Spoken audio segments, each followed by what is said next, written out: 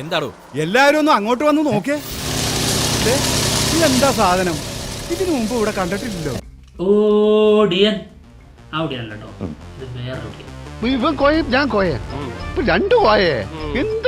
രണ്ടെണ്ണം ആൾറെഡി വന്നതാണ്. ഒന്ന് ലാലേട്ടൻ ചെയ്ത ഒടിയൻ സിനിമയിലെ മാണിക്കൻ, കുറച്ച് കഞ്ഞി എടുക്കട്ടെ മാണിക്ക. പിന്നെ ലോകയിലെ ചാർലി. ഹിറ്റ്ലറിന് തട്ടിയത് താല്ലടോ. സത്യം പറ.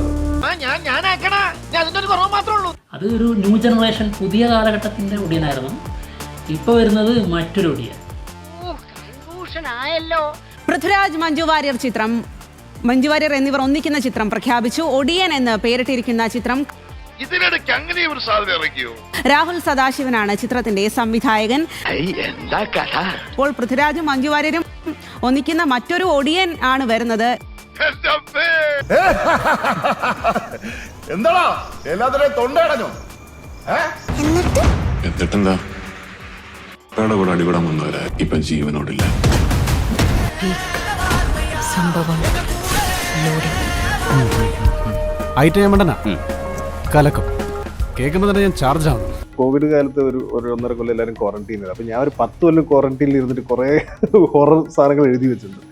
അപ്പൊ അതൊക്കെ ഇങ്ങനെ വല്ല ഓരോന്നോരോന്ന് പുറത്തേക്ക് എടുക്കാതെ. ഇതെങ്ങനെ സാധിക്കുന്നു? ഒടിയൻ രാഹുൽ സദാശിവൻ, പൃഥ്വിരാജ്, മഞ്ജു വാര്യർ, കരൺ ജോഹർ, ധർമ്മ പ്രൊഡക്ഷൻസ്, അങ്ങനെ ഒരു ലിസ്റ്റ്. ആ പേരിൽ നിന്ന് തന്നെ തുടങ്ങാം.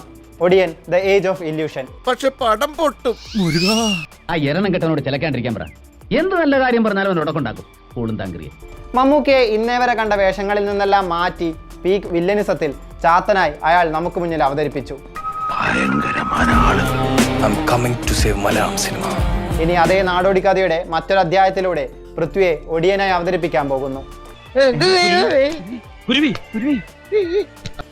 ശരിക്കും നമ്മൾ അറിയുന്ന, നമ്മൾ കേട്ട ഒരു ഒടിയൻ ഉണ്ടല്ലോ, അത് ശരിയായ രീതിയിൽ വരാൻ പോകുന്നത് രാഹുൽ സദാശിവന്റെ സിനിമയിലായിരിക്കും.